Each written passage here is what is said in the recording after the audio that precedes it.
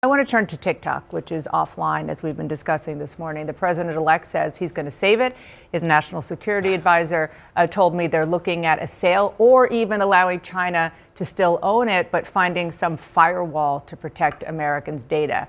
You spent 3 years in Asia as the U.S. ambassador to Japan. You witnessed Chinese aggression and influence firsthand. What's your take on that? Well, look, I mean, listen, as a former ballet dancer, I'm amazed at the flexibility of these individuals who just 3 years ago, 4 years ago, like President Trump, he announced, TikTok was a danger to America. He gets a contribution from one of American investors in TikTok and the parent company. All of a sudden, he sees the merit of TikTok here in the United States. Look, China is after Americans, gathering data, collecting data. There's a reason the United States is getting rid of Chinese manufactured cranes at ports, because it collects data. Why would you let American children be influenced by China and their data collected?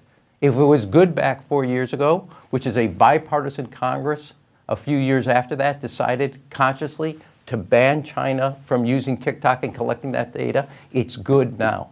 Now, I get that President Trump got a donation, but keep your hands off our children.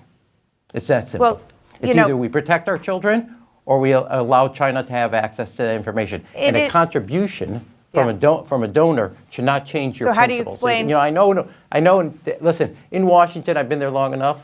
People are firm in their opinions. It's their principles they're flexible on. Okay, so how do you explain the fact unacceptable. that Chuck Schumer, the Senate Democratic leader, asked President Biden to put a pause on this sale? So are you saying it goes both ways? I think a lot of people realize how popular it is, but that doesn't mean the only way to do this is to safeguard our children and the data of Americans. China's done that for their own citizens.